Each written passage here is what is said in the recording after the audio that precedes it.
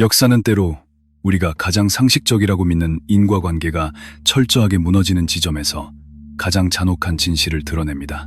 현대의 관점에서 전쟁이란 자원이 고갈되고 백성들이 굶주리기 시작하면 결국 정치적 권력이 무릎을 꿇고 백기를 드는 과정으로 이해되곤 합니다. 국가의 근본적인 유지 조건인 생존이 불가능해졌을 때 항복은 굴욕이 아니라 필연적인 수순이기 때문입니다. 하지만 1944년에 바다 위에서 수많은 생명과 물자가 가라앉고 있던 태평양 전쟁의 마지막 장은 이 모든 이성적인 예측을 비웃듯 전혀 다른 양상으로 흘러가고 있었습니다. 무너져가는 제국의 중심에서는 어떠한 항복의 징후도 보이지 않았습니다.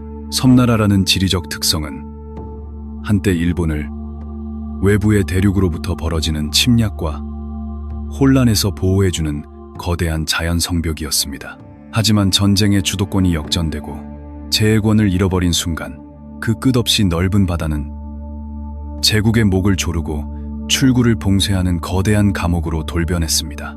모든 것이 바다를 건너 들어와야만 생존할 수 있는 국가, 산업의 심장을 뛰게 할 철광석도, 전쟁 기계를 굴릴 석유도, 그리고 매일 백성들을 먹여 살릴 곡물조차 해상 교통로에 절대적으로 의존해야만 하는 그 지리적 숙명이 바로 일본의 가장 치명적인 취약점이었습니다.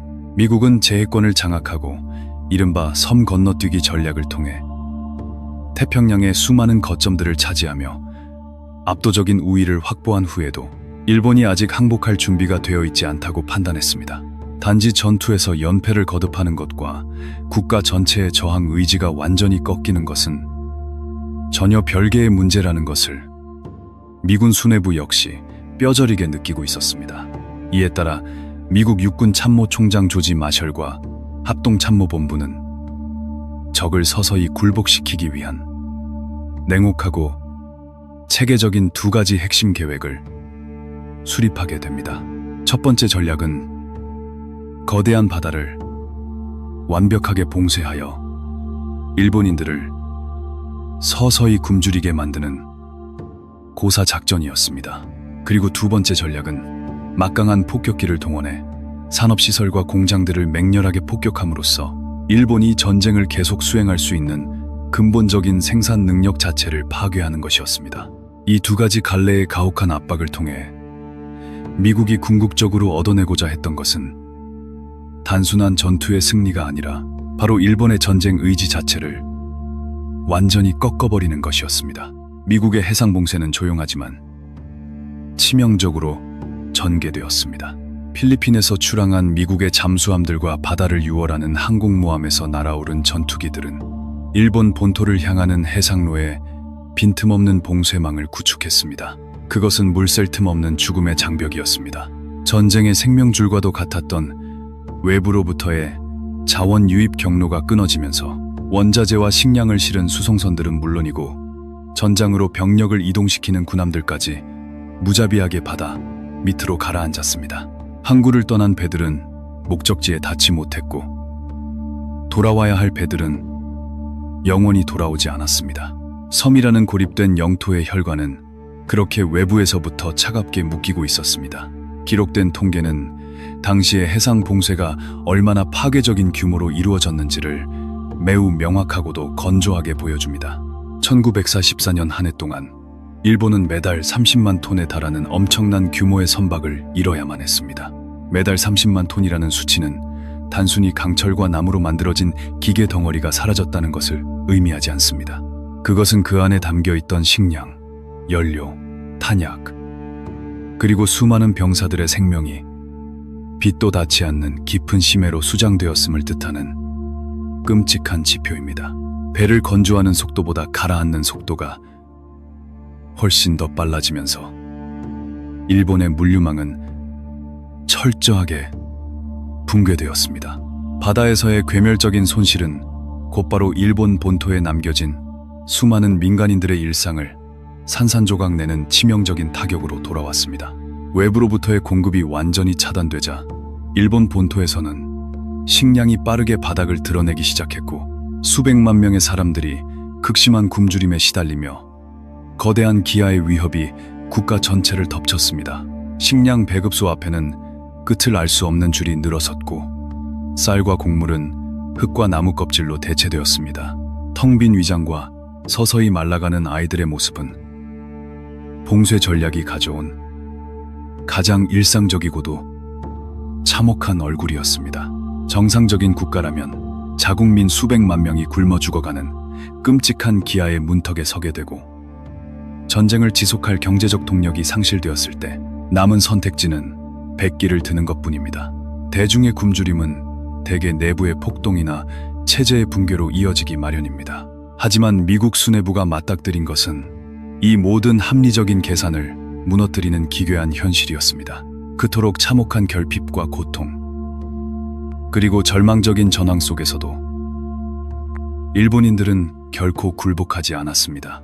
권력을 쥔 제국의 지도부는 백성들의 굶주림을 전쟁을 끝내야 할 타당한 이유로 받아들이지 않았고 오히려 더욱 광신적인 결사항전을 강요하며 남은 자원들을 군사기계에 쏟아부었습니다.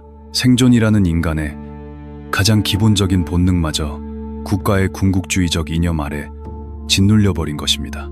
바다를 틀어막고 밥줄을 끊어버리면 당연히 무릎을 꿇을 것이라 믿었던 미국의 전략가들은 깊은 당혹감과 딜레마에 빠지게 됩니다. 굶겨도 항복하지 않는 제국, 이성을 잃은 채 다같이 죽음의 구덩이로 뛰어들 준비를 하는 국가를 상대로 대체 전쟁을 어떻게 끝내야 한단 말인가. 수백만 톤의 배를 바다에 수장시키고도 적의 의지를 꺾지 못한 미국은 결국 전례 없는 규모의 파괴를 결심하게 됩니다. 해상에서의 고사가 통하지 않는다면 이제 남은 것은 하늘에서 불벼락을 내리는 길뿐이었습니다. 수억 달러가 투입된 거대한 강철의 새들이 구름 위를 날아오를 준비를 하고 있었습니다. 하지만 그 오만한 최첨단 무기들조차 하늘 위에서 그들을 기다리고 있던 거대한 자연의 힘 앞에서는 속수무책으로 흔들릴 운명이었습니다. 바다에서의 치밀한 고사 작전이 일본 지휘부의 광신적인 항전 의지를 꺾지 못하자 미국의 시선은 자연스럽게 하늘로 향했습니다. 해상 교통로를 차단하여 자원의 유입을 막는 것이 적의 자원을 서서히 말려 죽이는 전술이었다면 막강한 폭격기를 동원해 적의 심장부인 산업시설을 타격하는 것은 빠르고 치명적인 일격이 될 것이라 믿었습니다. 미 육군과 합동참모본부는 전쟁 물자를 생산하는 공장들이 마비되면 아무리 집요한 일본군이라 할지라도 더 이상 전쟁을 수행할 물리적 기반을 잃게 될 것이라는 확고한 계산을 가지고 있었습니다.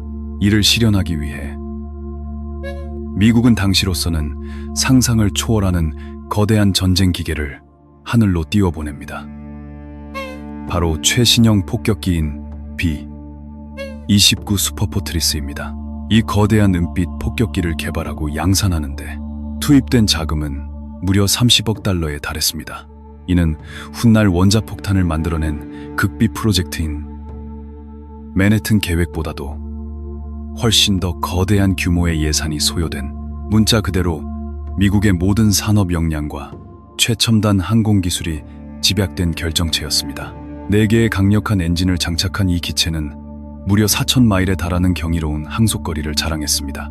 미군 수뇌부는 이 압도적인 성능을 바탕으로 적의 요격기나 대공포가 감히 닿을 수 없는 아주 높은 고도에서 비행하며 군수 공장만을 골라 타격하는 고고도 정밀 폭격 전략을 수립했습니다.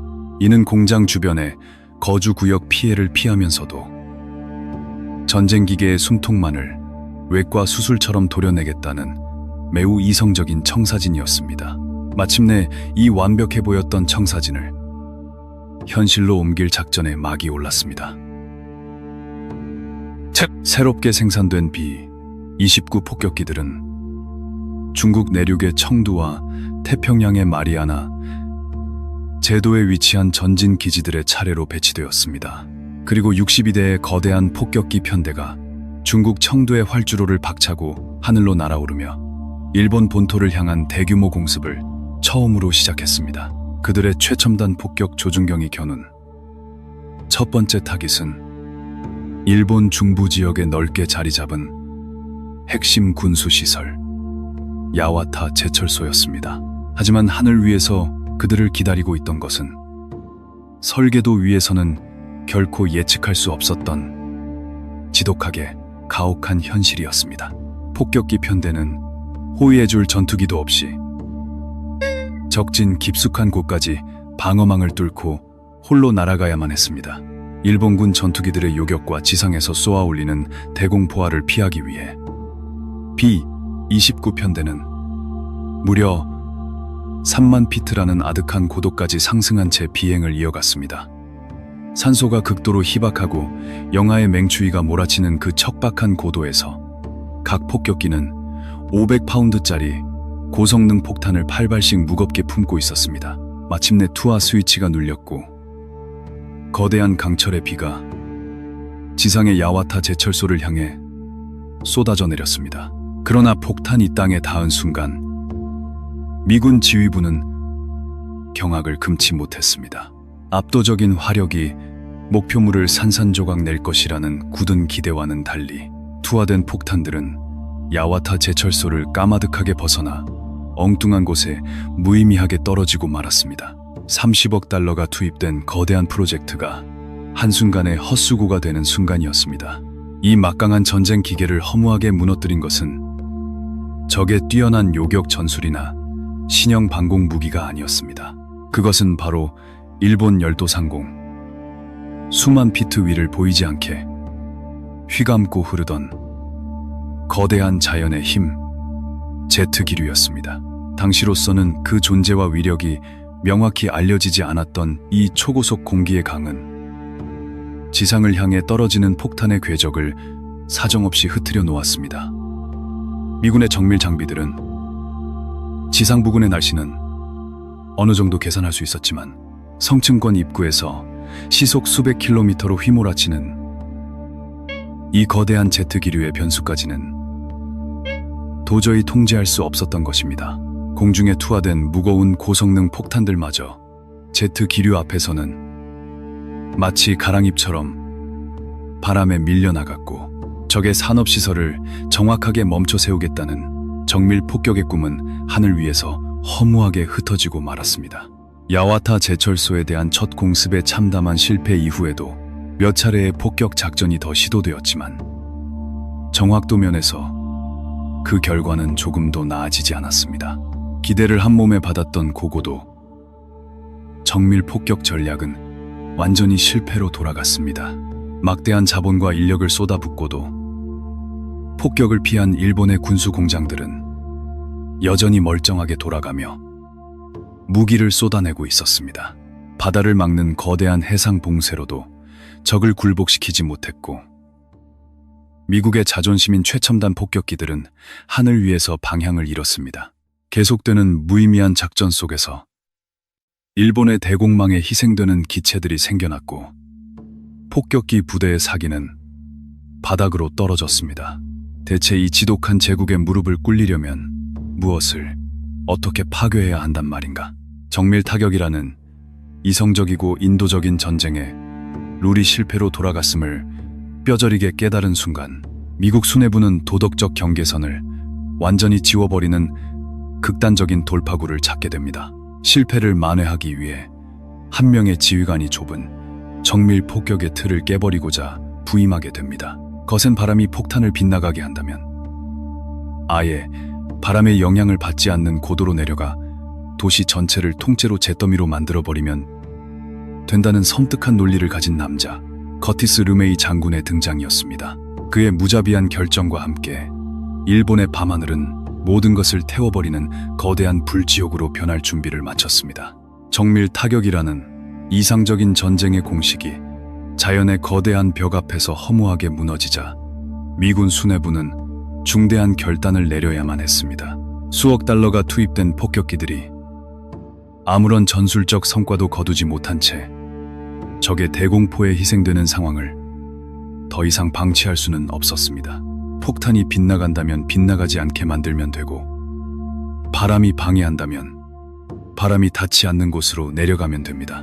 하지만 그것은 곧 공장이라는 좁은 점을 노리던 폭격의 성격을 도시라는 거대한 면을 지워버리는 무차별적인 파괴로 바꾸어야 한다는 것을 의미했습니다.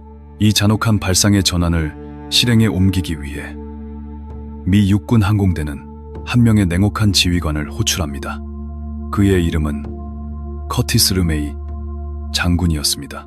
르메이 장군은 전장에 도착하자마자 기존의 모든 교리를 쓰레기통에 처박았습니다. 그는 고도 3만 피트 위에서 벌어지는 무의미한 고공폭격 작전을 전면 중단시켰습니다.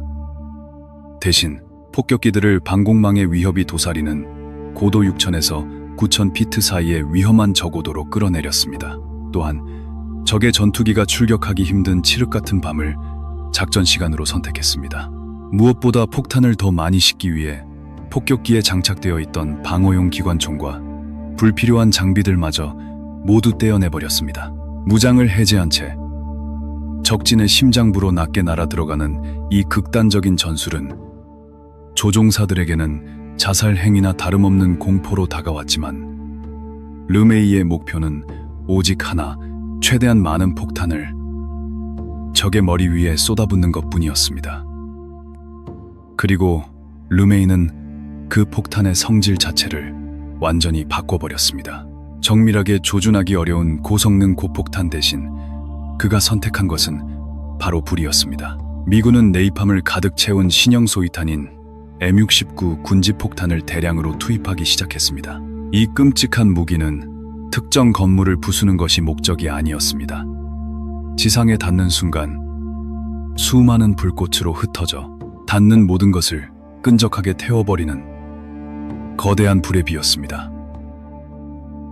르메이의 계산은 무섭도록 단순하고 정확했습니다. 일본의 전통적인 도시 구조는 대부분 나무와 종이로 촘촘하게 지어져 있었습니다.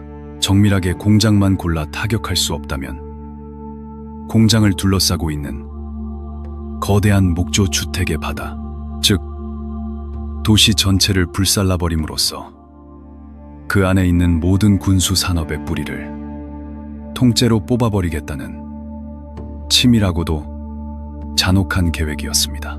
마리아나 제도에서 발진한 거대한 폭격기 편대가 마침내 밤하늘을 덮으며 첫 번째 불벼락을 내렸습니다. 목표는 일본에서 6번째로 큰 도시인 고베였습니다. 소위탄이 쏟아지자 빽빽하게 들어선 목조 가옥들은 순식간에 거대한 불쏘시개로 변했습니다. 불길은 건물과 건물을 타고 넘어 하나의 거대한 화염폭풍을 만들어냈고 도시는 문자 그대로 불타는 생지옥으로 전락했습니다.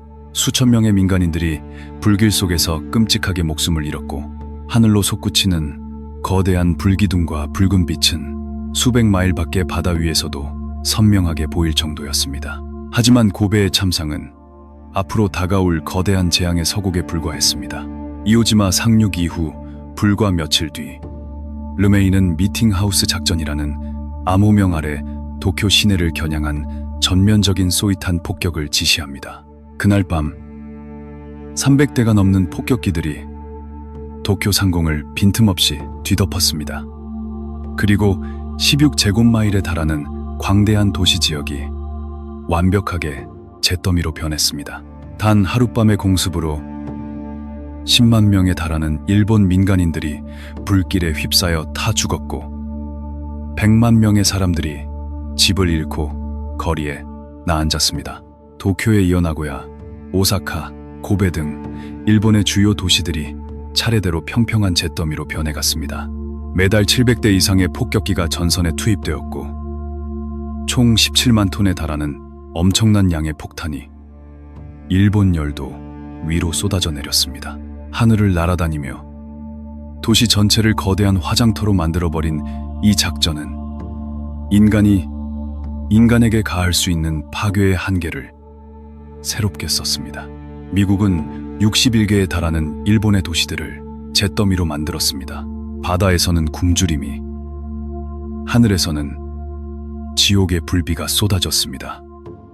정상적인 사고를 가진 국가라면 이미 10번은 항복하고도 남을 참상과 멸망의 풍경이었습니다. 하지만 놀랍게도 일본 제국은 무너지지 않았습니다. 그들은 잿더미 속에서도 결사항전을 외쳤고 방공망과 요격기들은 계속해서 미군 비행사들을 격추시켰습니다. 미군 수뇌부는 결국 절망적인 결론에 도달합니다. 불태우는 것만으로는 저 광신적인 제국의 의지를 꺾을 수 없다. 결국 일본 본토의 흙을 밟아야만 이 지독한 전쟁을 끝낼 수 있다는 끔찍한 진실이었습니다. 이 피비린내 나는 상륙 시나리오를 완성하기 위해 미국은 전투기들이 폭격기를 끝까지 호위해줄 수 있는 징검다리, 일본과 훨씬 더 가까운 바다 위에 떠있는 작은 화산섬 하나를 바라보게 됩니다. 미군의 폭격기들이 일본 본토를 향해 쏟아붓는 파괴의 규모는 날이 갈수록 거대해졌지만 그 대가 역시 결코 가볍지 않았습니다. 마리아나 제도에서 이륙한 폭격기들은 호위 전투기 없이 수천 킬로미터의 험난한 적진을 비행해야 했고 고장이나 적의 요격으로 피해를 입은 기체들이 비상 착륙할 곳조차 태평양 위에는 없었습니다. 미국은 폭격기 편대를 끝까지 호위해줄 P-51 무스탕 전투기들을 띄우고 손상된 폭격기를 받아낼 수 있는 전진기지가 절실히 필요했습니다. 미군 수뇌부는 지도를 펼치고 일본 열도에서 660마일 떨어진 바다 위에 떠있는 작고 척박한 화산섬 하나를 지목합니다. 그곳의 이름은 이오지마, 유황의 섬이었습니다. 이오지마는 길이가 불과 5마일에 불과한 화산재로 덮인 아주 작은 섬이었습니다. 미군 정보부는 바다와 하늘에서 막강한 화력으로 섬을 두들긴다면 길어야 일주일 안에 이 작은 화산섬을 손쉽게 점령할 수 있을 것이라는 대단히 낙관적인 예측을 내놓았습니다. 이를 위해 해군은 400척이 넘는 거대한 함대를 집결시켰고 해리 슈미트 장군의 지휘 아래 제3, 제4, 제5 해병사단 소속 6만 명의 정예 해병대원들이 상륙을 준비했습니다. 상륙에 앞서 무려 75일이라는 긴 시간 동안 미군의 항공모함 함재기들과 중형 폭격기 그리고 거대한 전함의 함포들이 섬을 향해 문자 그대로 어마어마한 양의 포탄을 쏟아부었습니다. 바위마저 가루로 만들어버릴 듯한 압도적인 맹폭격이 끝난 후 미군은 섬에 살아남은 생명체는 거의 없을 것이라 확신하며 상륙정의 문을 열었습니다.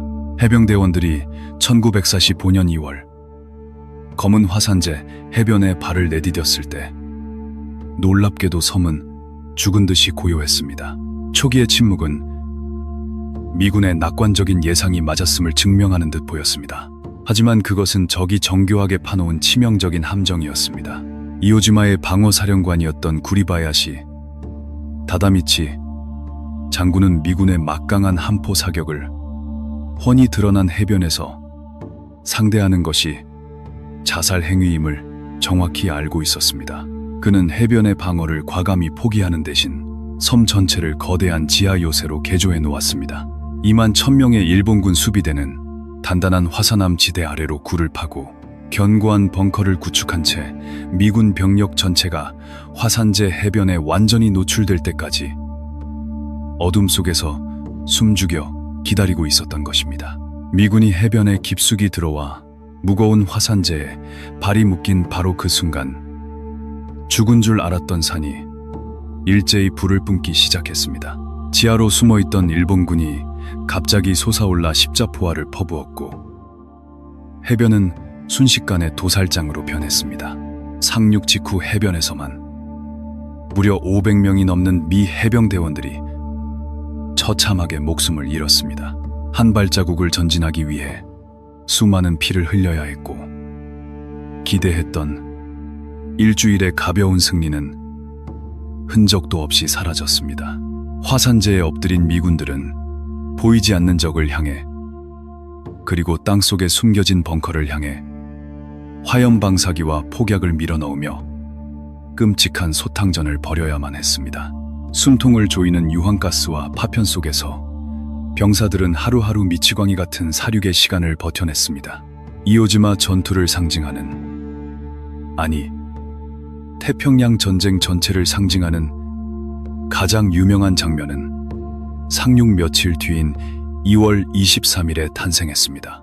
미군이 섬의 가장 중요한 고지인 550피트 높이의 수리바치 산 정상에 마침내 성조기를 꽂는 벅찬 순간의 사진이었습니다. 전 세계로 퍼져나간 이 한 장의 사진은 지쳐가던 미국 대중에게 엄청난 승리의 희망을 고취시켰습니다. 하지만 이 불멸의 이미지 뒤에는 전쟁이 만들어낸 또 다른 진실이 숨어 있었습니다. 사진작가 조 로젠탈이 찍은 이 상징적인 사진은 사실 전투의 긴박한 순간에 처음 국기를 꽂는 장면을 자연스럽게 포착한 것이 아니었습니다. 실제로는 다른 병사들의 그룹이 먼저 작은 깃발을 꽂았고 이후에 사진 촬영을 위해 더 큰 깃발을 가져와 다시 세우는 과정을 연출하듯 찍은 것이었습니다. 이것은 전쟁이라는 거대한 서사가 대중에게 어떻게 숭고하게 직조되어 전달되는지를 보여주는 강렬한 단면이었습니다. 산 정상에 깃발이 꽂힌 후에 전투는 끝나지 않았습니다. 일본군은 항복을 거부한 채 지하에서 짐승처럼 버텼고 미군이 마지막 저항군을 쓸어내고 자살 돌격을 모두 진압하여 섬을 완전히 장악하는 데에는 무려 36일이라는 끔찍한 시간이 필요했습니다. 그 대가는 너무도 참혹했습니다.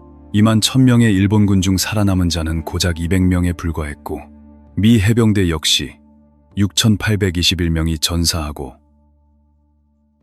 18,000명 이상이 부상을 입는 엄청난 희생을 치러야만 했습니다.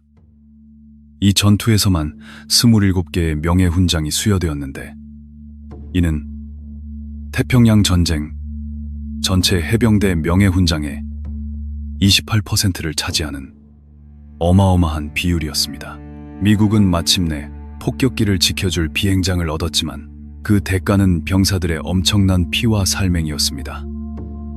그러나 미군 수뇌부를 진정으로 경악하게 만든 것은 이오지마의 사상자 숫자만이 아니었습니다. 그들은 깨달았습니다.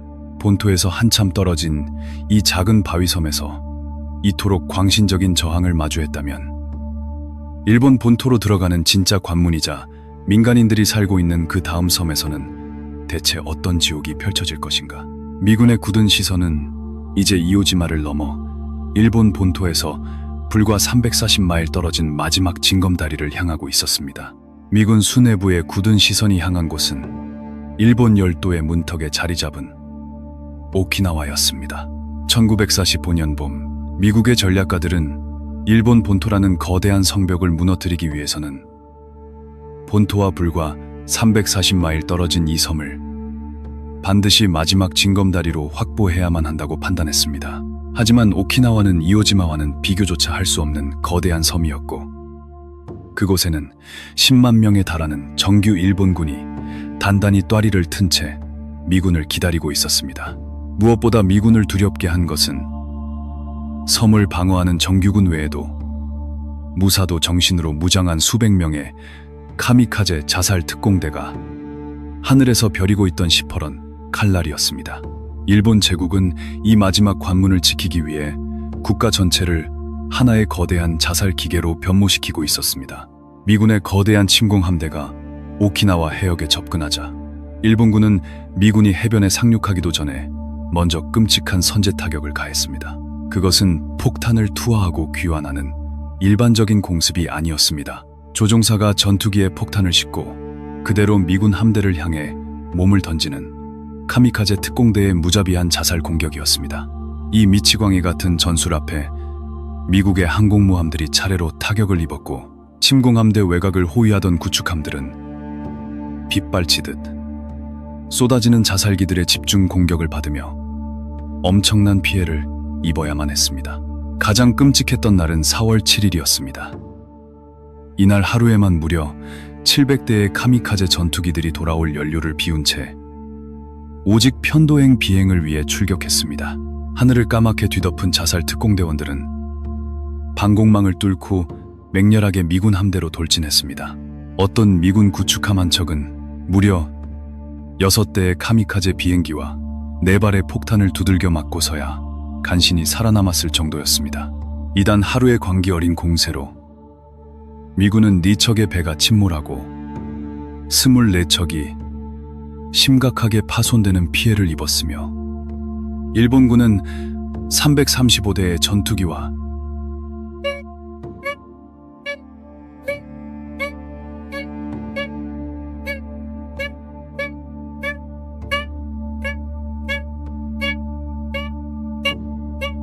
일본군은 335대의 전투기와 전투라는 이성적인 군사 행위가 종교적인 순교로 변질되는 섬뜩한 순간이었습니다.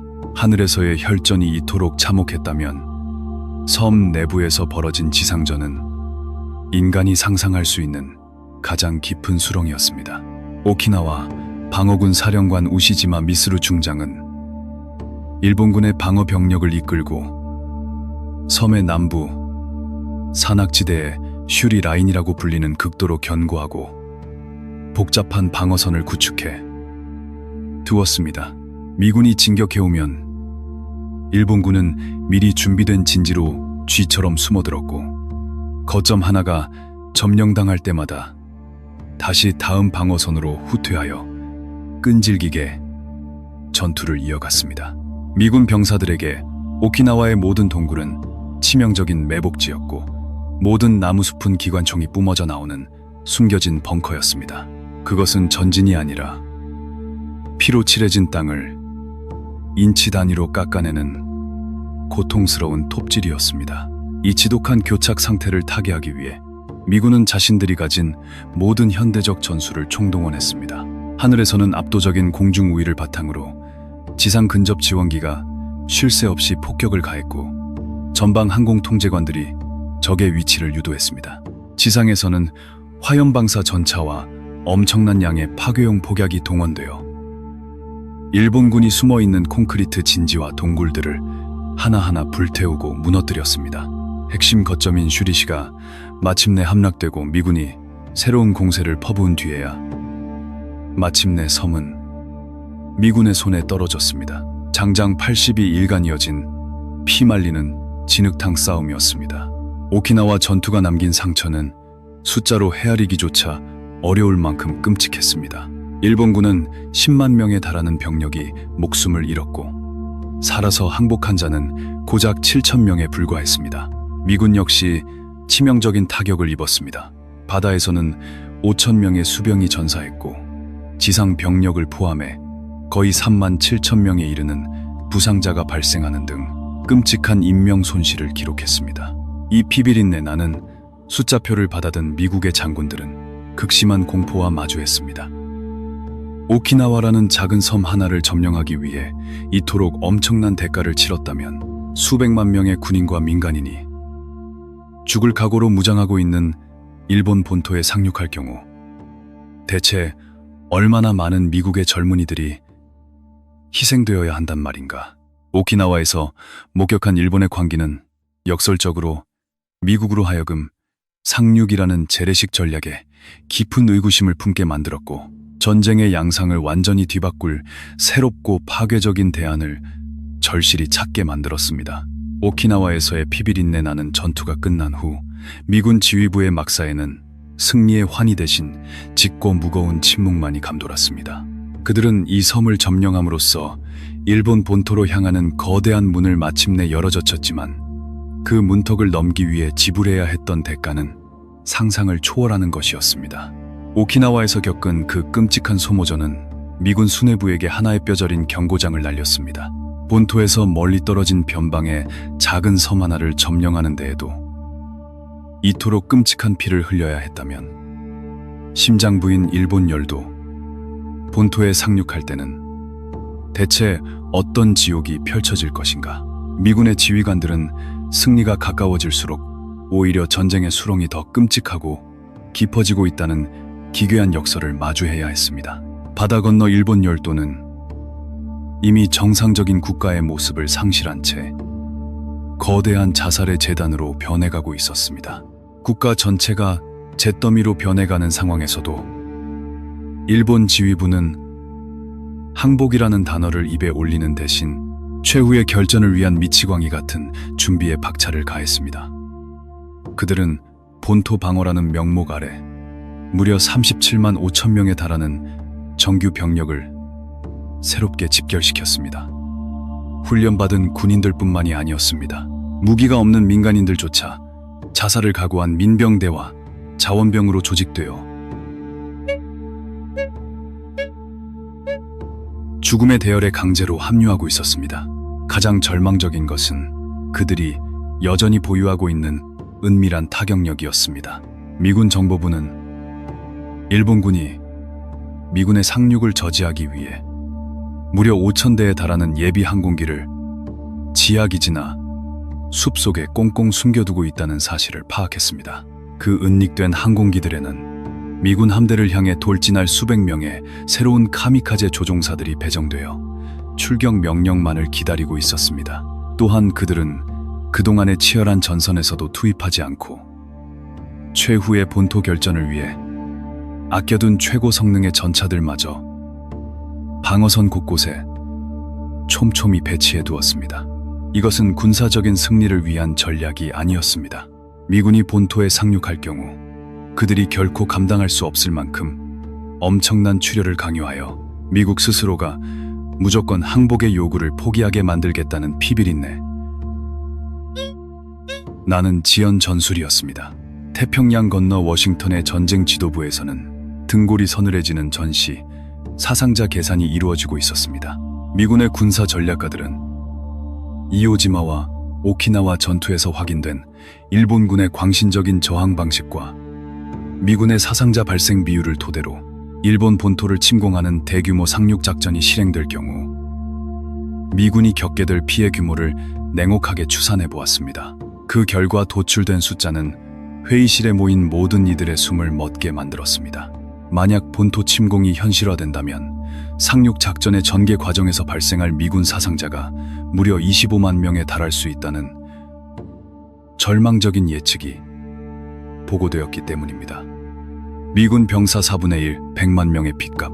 그것은 전선의 병사들뿐만 아니라 길고 참혹한 전쟁에 이미 지칠 대로 지쳐버린 미국 대중과 정치권이 결코 받아들일 수 없는 끔찍하고 거대한 희생이었습니다. 미국의 깊은 딜레마는 바로 이 지점에서 폭발했습니다. 미국은 압도적인 공군력을 동원해 하늘에서 수십만 톤에 달하는 엄청난 양의 폭탄을 비처럼 쏟아부었고 일본의 경제와 산업 그리고 수많은 도시를 문자 그대로 지워버렸습니다. 하지만 그 모든 파괴적인 공격에도 불구하고 일본의 군부 지도자들은 여전히 항복을 완강히 거부하고 있었습니다. 정밀 폭격도 도시를 통째로 태워버리는 거대한 화염 폭풍도 그리고 굶주림이라는 치명적인 해상 봉쇄도 저 권력자들의 광기를 끝내 꺾지 못했습니다. 이토록 철저하게 파괴된 국가가 대체 어떻게 계속해서 피를 요구하며 버틸 수 있단 말인가? 상륙 작전이라는 재래식 방법으로는 상상조차 하기 싫은 피를 흘려야 한다는 사실이 분명해지자 트루먼 대통령과 미군 수뇌부는 거대한 벽 앞에 섰습니다. 25만 명의 자국 젊은이들을 사지에 밀어넣을 수 없다면 대체 어떻게 저 무너져가는 제국의 숨통을 끊어놓을 수 있을 것인가? 그들에게는 자국군의 막대한 희생을 피하면서도 동시에 이 지독한 전쟁을 즉각 끝낼 수 있는 기존의 방식을 초월한 완전히 다른 차원의 새로운 방안이 절실하게 필요했습니다. 재래식 무기들의 한계가 이토록 처절하게 증명된 그 숨막히는 교착 상태 속에서 소수의 최고위급 정책 결정자들의 시선은 조용히 태평양이 아닌 전혀 다른 곳을 향하고 있었습니다. 그들의 시선이 닿은 곳은 포탄이 빗발치는 전선도 거대한 항공모함의 갑판도 아니었습니다. 그곳은 미국 본토, 모래바람만이 황량하게 불어오는 뉴멕시코주의 깊고 외딴 사막이었습니다. 전 세계 그 누구도 알지 못했던 극비리의 장소에서 인류의 전쟁사를 영원히 뒤바꿔버릴 프로젝트가 마침내 그 끔찍한 실체를 드러내기 위한 카운트다운을 시작하고 있었습니다. 폭탄의 시대가 저물고 상상을 초월하는 끔찍한 빛과 열기로 가득 찬 새로운 시대가 열릴 준비를 마친 것입니다. 오키나와의 진흙탕 속에서 미군과 일본군이 원시적인 육박전을 벌이고 카미카제 자살기들이 미군 함대를 향해 끝없이 몸을 던지고 있던 그 끔찍한 시각. 태평양 전선에서 수천 마일 떨어진 미국 본토의 한적한 사막에서는 인류의 운명을 영원히 뒤바꿀 거대한 과학의 재단이 조용히 세워지고 있었습니다. 그곳은 뉴멕시코주의 화이트 샌즈라는 척박하고 황량한 땅이었습니다. 대중은 물론 정부의 고위 관료들조차 그 실체를 전혀 알지 못했던 극비 프로젝트, 이른바 맨해튼 계획이 지난 3년간의 끈질긴 연구 끝에 마침내 그 파멸적인 결실을 맺으려 하고 있었습니다. 천재 물리학자 로버트 오펜하이머의 지휘 아래 당대 최고의 두뇌들이 모여 진행된 이 계획의 궁극적인 목표는 단 하나였습니다. 그것은 수십만 명의 자국 병사들이 피를 흘려야 하는 끔찍한 본토 상륙 작전을 취소시키고 아무리 광신적인 적이라도 단 한 번의 타격으로 완전히 굴복시킬 수 있는 상상 초월의 무기를 만들어내는 것이었습니다. 1904시 본년 7월 패전한 독일의 포츠담에서는 전후 세계 질서를 재편하기 위해 연합국 지도자들이 모여 팽팽한 외교적 신경전을 벌이고 있었습니다. 트루먼 미국 대통령과 스탈린 소련 공산당 서기장, 그리고 처칠 영국 총리가 둥근 테이블에 앉아 각국의 이익을 날카롭게 계산하고 있던 바로 그 순간 트루먼에게 한 통의 극비 암호 전문이 전달됩니다. 그것은 뉴멕시코 사막에서 진행된 인류 최초의 핵실험, 암호명 트리니티가 완벽하게 성공했다는 충격적이고도 역사적인 보고였습니다. 사막 한가운데서 태양보다 밝은 섬광이 번쩍였고 그 빛은 곧이어 모든 것을 집어삼키는 거대한 버섯구름이 되어 성층권까지 솟구쳐 올랐습니다.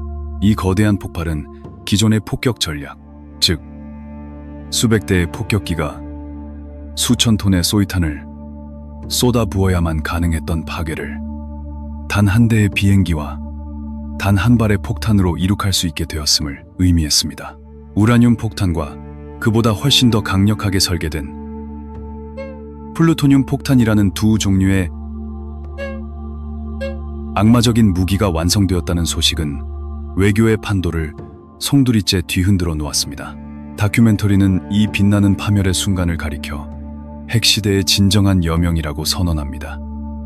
가장 끔찍한 파괴의 힘을 손에 쥔 트루먼 대통령의 태도는 완전히 달라졌습니다. 그는 굳이 25만 명의 미군 병사들을 일본의 벙커와 기관총 앞으로 밀어넣을 필요가 없어졌습니다. 트루먼은 포츠담 회담장에서 경쟁자인 스탈린에게 미국이 전례 없이 강력한 신형 무기를 가지게 되었음을 은밀하게 암시하며 세계의 주도권이 누구에게 있는지를 각인시켰습니다. 그리고 곧이어 아직도 의미 없는 결사항전을 외치며 태평양을 피로 물들이고 있는 일본 제국을 향해 연합국의 이름으로 단호한 최후 통첩을 날렸습니다.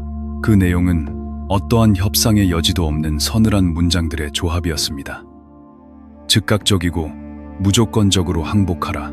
만약 이 요구를 거부한다면 일본에게 남은 것은 즉각적이고 철저한 파멸뿐이라는 엄중한 경고였습니다. 그것은 자국 병사들의 피를 구원하면서 적의 숨통을 일격에 끊어버릴 수 있는 자만이 베풀 수 있는 마지막 자비의 기회였습니다. 하지만 태평양 건너 도쿄의 전쟁 지도부는 이 서늘한 경고장 이면에 숨겨진 진정한 공포의 무게를 전혀 읽어내지 못했습니다. 수십 개의 대도시가 네이팜탄에 의해 잿더미로 변하고 수백만 명의 백성들이 굶주림과 불길 속에서 죽어가는 끔찍한 현실 속에서도 제국의 권력자들은 오직 자신들의 통치 체제와 알량한 체면을 유지하는 것에만 눈이 멀어 있었습니다. 포츠담의 최후 통첩이 라디오 전파를 타고 전 세계에 울려 퍼졌을 때 일본 정부는 이성적인 판단을 내리는 대신 관영 매체를 통해 단 하나의 단어로 자신들의 공식적인 입장을 내놓았습니다. 그것은 모쿠사츠, 즉 묵살이었습니다. 이 단어는 단순히 제안을 거절하거나 무시하겠다는 소극적인 뜻이 아니었습니다. 그것은 상대의 경고를 멸시와 조롱으로 침묵시켜 죽여버리겠다는 한 국가의 지도부가 보일 수 있는 가장 치명적이고 오만한 선언이었습니다. 그들은 여전히 자신들의 백성을 자살 특공대로 내몰며 피를 흘리면 결국 미국이 지쳐서 유리한 평화 협정에 응할 것이라는 허황된 망상에서 단 한 발자국도 벗어나지 못하고 있었습니다. 침묵과 경멸. 제국이 뱉어낸 이 오만한 단어는 결국 그들의 텅 빈 영공 위로 파멸의 천사를 직접 불러들이는 피의 초대장이 되고 말았습니다. 적이 스스로 멸망의 길을 고집하는 상황에서 미군 수뇌부와 트루먼 대통령에게 상륙 작전이라는 무모한 희생을 강요할 명분은 더 이상 남아있지 않았습니다. 무거운 침묵과 긴 숙고의 시간이 흐른 뒤 트루먼 대통령은 마침내 새롭게 탄생한 이 가공할 무기의 실전 사용을 공식적으로 승인하고 맙니다. 이제 협상 테이블의 불은 꺼졌고 인간의 이성과 외교가 개입할 수 있는 시간은 영원히 끝이 났습니다. 그들이 조롱했던 미국의 최후 통첩은 결코 빈말이 아니었습니다. 뉴멕시코의 뜨거운 모래바람 속에서 잉태된 죽음의 씨앗들은 조용히 비행기에 실려 태평양의 섬으로 옮겨졌습니다. 이제 곧 일본인들이 단 한 번도 상상조차 해보지 못한 인간의 뼈와 살을 증발시키고 거대한 도시 하나를 하얗게 지워버릴 끔찍한 인공태양이 8월의 아침 하늘 위로 날아오를 모든 준비를 마친 것입니다. 1945년 8월 마리아나 제도의 티니안 섬 북쪽 활주로 폴 티베츠 대령이 지휘하는 B-29 폭격기 한 대가 어둠을 뚫고 무겁게 이륙했습니다. 기체의 이름은 조종사 어머니의 이름을 딴 에놀라 게이였습니다. 이 거대한 은빛 폭격기의 뱃속에는 리틀 보이라는 그 기만적으로 앙증맞은 암호명과는 전혀 어울리지 않는 무거운 쇳덩어리가 실려 있었습니다. 그것은 지금까지 인류가 하늘에서 떨어뜨려온 수많은 소위탄이나 고폭탄들과는 차원이 다른 물건이었습니다. 무려만 5,000톤의 TNT 폭약과 맞먹는 엄청난 파괴력을 단 하나의 탄두 안에 압축해 놓은 우라늄으로 만들어진 인류 최초의 실전용 원자폭탄이었습니다. 에놀라 게이의 승무원들은 장장 6시간에 걸친 길고 고요한 비행 끝에 마침내 일본 서부의 거대한 항구이자 군사 거점 도시인 히로시마 상공에 도달했습니다. 맑게 갠 8월의 아침 하늘 위로 역사의 시계바늘이 멈출 준비를 하고 있었습니다. 아침 8시 15분 감임 엔덤 감임. 마침내 폭탄 투하 스위치가 눌렸고 무거운 우라늄 덩어리가 히로시마의 중심부를 향해 조용히 허공을 가르며 떨어져 내렸습니다. 폭탄이 지상에 닿기 전 상공에서 기폭 장치가 작동하는 순간 하늘에는 두 개의 태양이 떠오른 듯한 끔찍한 섬광이 번쩍였습니다. 그것은 재래식 폭발이라기보다는 우주의 물리적 원리가 찢어지며 방출되는 원초적인 빛에 가까웠습니다.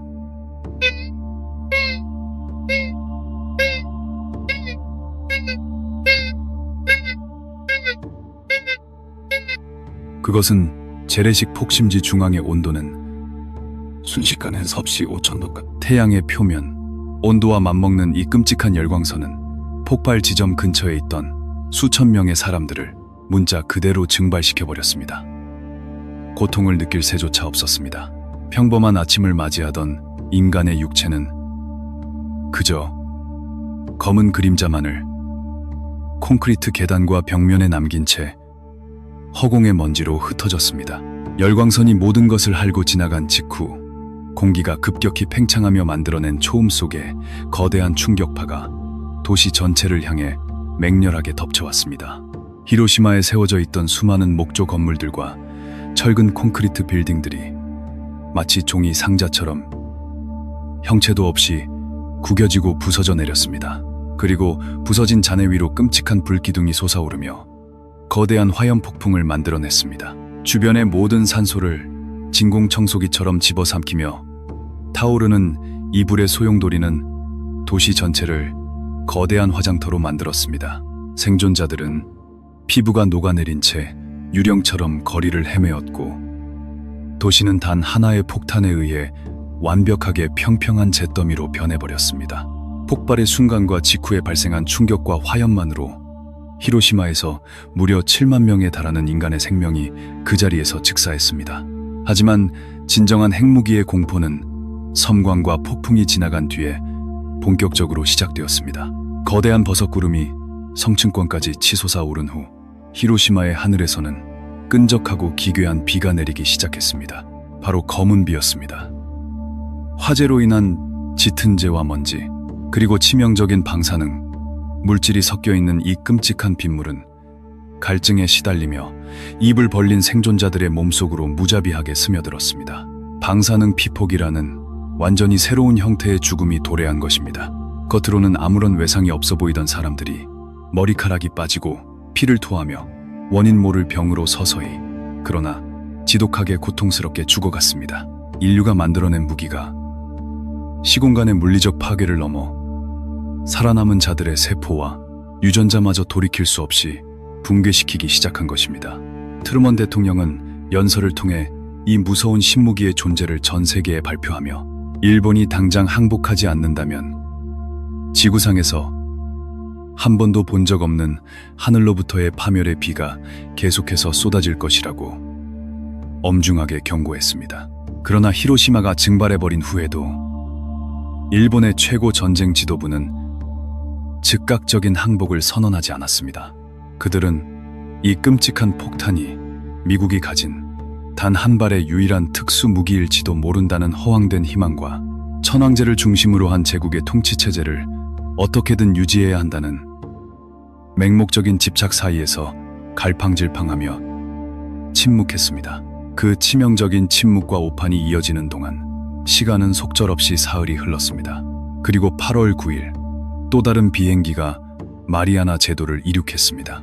이번에 투하된 것은 앞선 우라늄 폭탄보다 폭발력이 훨씬 더 강력하게 설계된 플루토늄 폭탄이었습니다. 이 폭탄의 암호명은 팻맨, 즉 뚱보였습니다. 목표물은 도쿄에서 남쪽으로 760마일 떨어진 또 다른 핵심 도시 나가사키였습니다. 나가사키 상공에서 두 번째 끔찍한 태양이 번쩍였습니다.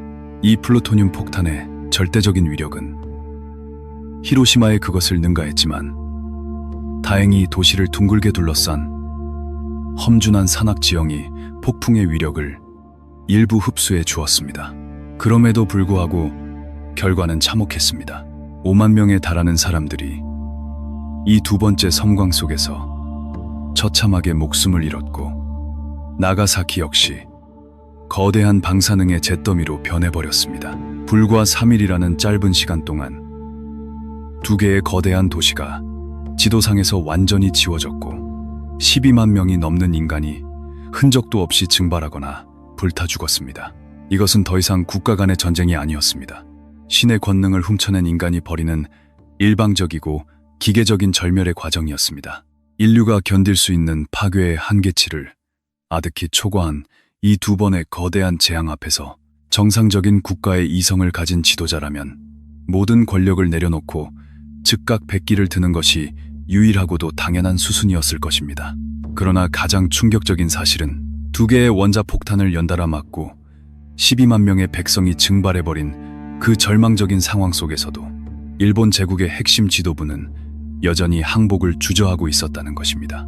미국은 이미 자신들이 만들어둔 원자폭탄 두 발을 히로시마와 나가사키에 모두 소진해버렸고 다음 핵무기를 제조하기 위해서는 다시 기나긴 시간이 필요한 절박한 상황이었습니다. 하늘의 심판이 잠시 멈춘 줄도 모른 채 잿더미가 된 제국의 권력자들은 도쿄의 지하 벙커에 모여 국가의 완전한 멸망을 담보로 한 마지막 기괴한 흥정을 시작하려 하고 있었습니다. 두 개의 거대한 도시가 태양보다 뜨거운 불덩어리에 휩싸여 완전히 증발해버린 직후 세계는 일본 제국이 즉각적으로 모든 무기를 내려놓고 무조건 항복을 선언할 것이라 믿어 의심치 않았습니다.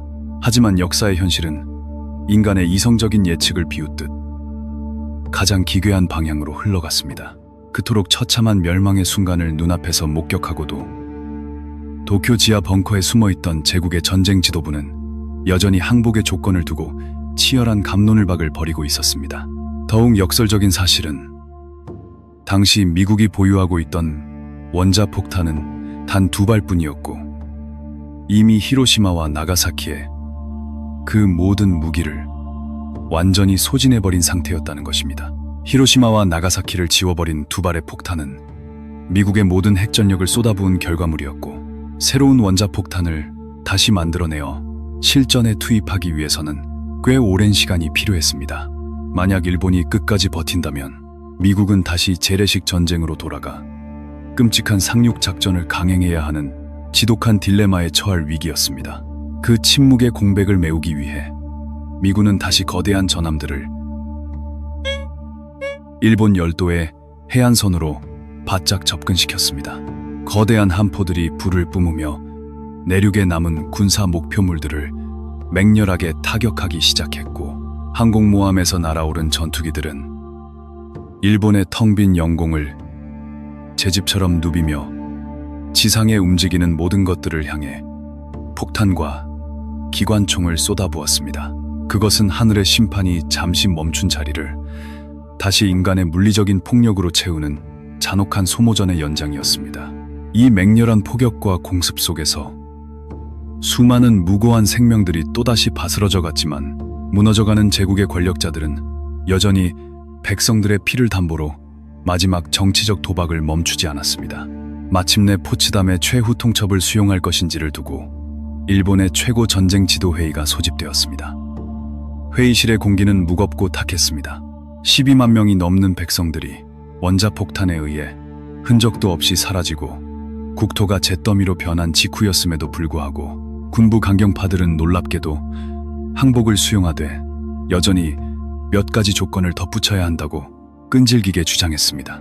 그들은 자신들의 전범 재판을 스스로 치르겠다거나 군대의 무장 해제를 자율적으로 하겠다는 등 패전국으로서는 감히 상상할 수 없는 기괴한 요구들을 내밀었습니다. 수백만 명의 생명보다 자신들이 지금까지 누려왔던 군국주의 체제의 권력과 명예를 지키는 것이 그들에게는 훨씬 더 중요했던 것입니다. 그러나 태평양 건너 트루먼 대통령의 입장은 단호하고 냉혹했습니다. 그는 일본이 내민 그 어떠한 조건부 항복의 타협안도 이런지하에 거절했습니다. 미군 수뇌부는 오직 완전 무결한 무조건적인 항복만이 이 끔찍한 전쟁을 끝낼 수 있는 유일한 길임을 명확히 했습니다. 미국의 강경한 태도에 부딪힌 일본의 지도부는 극심한 공포와 혼란에 빠졌고, 결국 한 걸음 뒤로 물러서며 이전에 내세웠던 수많은 어리석은 조건들을 모두 포기하기에 이릅니다. 하지만 그 벼랑 끝에서도 그들은 단 하나의 조건만큼은 결코 포기할 수 없다며 마지막까지 끈질기게 버텼습니다. 그것은 바로 제국의 영적, 정치적 중심인 천황의 지위를 그대로 유지하게 해달라는 것이었습니다.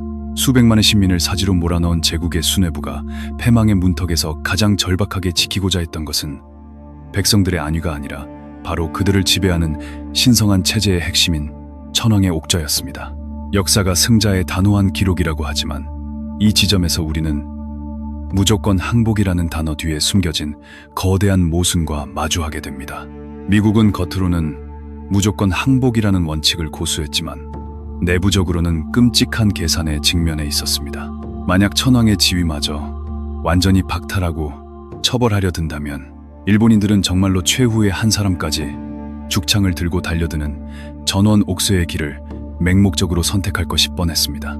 그렇게 되면 25만 명의 미군 청년들이 일본 본토의 끔찍한 진흙탕 속에서 또다시 피를 흘려야만 했습니다. 결국 치열한 정치적 논의 끝에 미국은 더 이상의 엄청난 인명피해를 막기 위해 일본의 마지막 조건을 받아들이게 됩니다. 미군은 더글러스 메가더 장군이 연합군 최고사령관으로서 군정을 실시하고 일본 전역을 철저히 통치한다는 전제하에 천황이 폐위되지 않고 그 자리를 유지하는 것을 묵인하기로 은밀히 합의한 것입니다. 수백만의 목숨을 앗아간 역사상 가장 끔찍했던 전쟁은 결국 가장 광신적인 제국의 권력을 일부 보장해주는 역설적인 정치적 타협 속에서 그 끝을 맺게 되었습니다. 그것은 완벽한 승리도 완벽한 항복도 아닌 끝없는 사륙에 지쳐버린 두 국가가 피웅덩이 위에서 맺은 차가운 거래였습니다. 모든 조건이 은밀하게 합의된 후 이윽고 잿더미가 된 일본 열도에는 마침내 길고 참혹했던 전쟁의 종식을 알리는 떨리는 목소리의 라디오 방송이 울려 퍼졌습니다. 이제 남은 것은 이 피비린내 나는 역사의 마침표를 영원히 찍을 공식적인 문서 서명뿐이었습니다. 이는 거대한 파괴를 뒤로한 채 도쿄만의 정박한 거대한 전함 위로 승자와 패자의 고요하고 무거운 만남이 다가오고 있었습니다. 도쿄만의 정박한 미 해군 전함 USS 미주리오의 거대한 회색 갑판 위에는 묘하고도 무거운 침묵이 흐르고 있었습니다. 바람조차 숨을 죽인 듯한 1945년 9월 일본 측 대표단을 이끌고 승선한 시게미스 마모루 외무대신이 빳빳한 공식 항복 문서에 무거운 펜을 들어 서명했습니다. 이 짧고 건조한 서명의 순간과 함께 수백만 명의 피와 살을 삼키며 태평양 전체를 붉게 물들였던 인류 역사상 가장 잔혹하고 끔찍했던 전쟁이 마침내 공식적인 마침표를 찍게 되었습니다. 아득히 멀게만 느껴졌던 하와이의 진주만에서 시작된 거대한 폭력의 소용돌이가 마침내 끝없는 잿더미와 폐허 그리고 거대한 희생의 기억만을 남긴 채 비로소 그 숨을 거둔 것입니다. 하지만 서류 위에 그어진 몇 가닥의 잉크 자국이 이 전쟁이 남긴 거대한 상흔과 그 안에 파묻힌 엄청난 핏값을 단숨에 지워줄 수는 없었습니다. 이 전쟁은 인간이 서로를 어디까지 참혹하게 파괴할 수 있는지를 보여준 광기와 사륙의 극치였습니다. 일본 제국은 이 무모하고 잔혹한 전쟁의 대가로 무려 200만 명이라는 끔찍한 숫자의 자국민을 영원히 잃어야만 했습니다. 그중 174만 명은 전장으로 내몰린 군인들이었지만 수십만 명의 무고한 민간인들 역시 무너진 제국의 하늘 아래에서 굶주림과 화염 그리고 끔찍한 방사능 속에서 형체도 없이 사라졌습니다. 한 국가의 이기적인 군국주의와 권력자들의 광신적인 집착이 어떻게 자신의 백성들을 가장 끔찍한 사지로 몰아넣었는지를 보여주는 끔찍한 성적표였습니다. 승전국인 미국이 치러야 했던 대가 역시 결코 가벼운 것이 아니었습니다. 미국은 장장 4년이라는 길고 고통스러운 시간 동안 전 세계를 무대로 피 흘리며 싸웠고 거의 50만 명에 달하는 젊은이들을 차가운 땅에 묻어야만 했습니다. 그 중에서도 태평양 전선은 말 그대로 피로 떡진 끔찍한 바다였습니다. 험난한 정글과 척박한 화산섬들을 맨몸으로 기어오르며 사투를 벌였던 육군 5만 5,145명, 칠흑 같은 바다 위에서 수장된 해군 2만 9,263명, 그리고 가장 끔찍한 상륙전의 선봉에서 총알바디가 되어야 했던 해병대 1만 9,163명이 결코 고향으로 돌아가지 못한 채 머나먼 이국 땅에서 산화했습니다. 그들이 얻어낸 거대한 승전보 뒤에는 언제나 전사 통지서를 부여잡고 오열하는 수많은 가족들의 피눈물이 강물처럼 고여 있었습니다. 전쟁은 그렇게 끝났지만 두 국가는 각기 다른 거대한 시면을 마주한 채 전후의 새로운 세계로 위태로운 발을 내디뎌야 했습니다. 패전국 일본은 말 그대로 모든 것이 타버린 거대한 잿더미 위에서 자신들이 저지른 파괴의 대가를 온전히 짊어지고 바닥에서부터 국가를 다시 세워야 하는 참담하고 고통스러운 현실에 직면했습니다. 반면 승전국인 미국은 거대한 군사적 승리와 더불어 세계 최강국의 절대적인 지위를 얻었지만 동시에 인류 역사상 그 누구도 가져본 적 없는 가장 끔찍하고 파괴적인 무기인 원자폭탄을 최초로 사용했다는 무거운 도덕적 멍해와 유산을 영원히 짊어지게 되었습니다. 그들은 스스로 판도라의 상자를 열어젖힌 대가를 치러야만 했습니다. 이 전쟁은 끝났지만 인류는 결코 진정한 의미의 평화 시대로 진입하지 못했습니다. 태평양 전쟁의 마지막 달들은 전쟁의 본질이 어떻게 끔찍하게 변모했는지를 가장 적나라하게 보여주었습니다.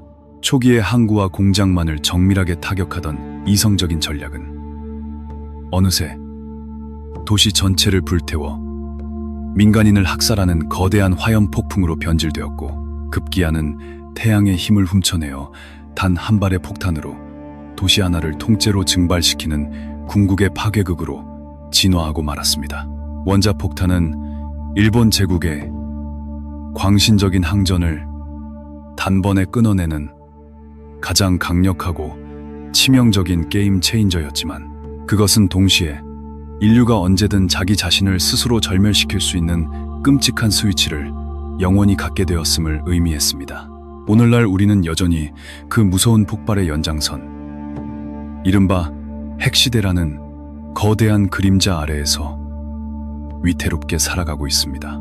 태평양 전쟁의 마지막 날들이 우리에게 남긴 가장 끔찍한 유산은 지도상의 국경 변화나 한 제국의 몰락이 아닙니다. 그것은 바로 국가가 자신의 알량한 체면과 권력을 유지하기 위해 수백만 백성의 목숨을 기꺼이 제물로 바치는 끔찍한 광기에 사로잡혔을 때 이를 멈추기 위해서는 결국 인류 전체를 멸망시킬 수도 있는 가장 극단적이고 악마적인 폭력에 의존해야만 했다는 서늘한 진실입니다. 폭력의 끝을 보기 위해 더 거대한 폭력을 소환해야만 했던 인류의 비극적인 자화상인 것입니다. 우리는 이 길고 피비린내 나는 이야기의 끝에서 하나의 거대하고도 섬뜩한 질문을 마주하게 됩니다. 권력자들의 광기를 잠재우기 위해 수십만 명의 뼈와 살을 하얗게 증발시켜버린 그 치명적인 인공태양은 인류의 더 큰 피를 막아낸 구원의 빛이었을까요? 아니면 언젠가 인류 전체를 영원한 침묵으로 몰아넣을 파멸의 불꽃이었을까요? 도쿄만의 정박한 거대한 전함 위에서 울려 퍼졌던 그날의 종전선언은 어쩌면 거대한 버섯구름 아래에서 잠시 유예된 아직 끝나지 않은 시한부 평화의 또 다른 이름일지도 모릅니다. 역사는 가장 잔혹한 방식으로 한 시대를 끝맺었지만 그 잿더미 속에서 피어오른 핵의 망령은 지금 이 순간에도 우리의 머리 위를 조용히 맴돌며 묻고 있습니다. 인간은 과연 스스로 만들어낸 이 거대한 파괴의 힘을 영원히 통제할 수 있을 만큼 지혜로운 존재인가를 말입니다.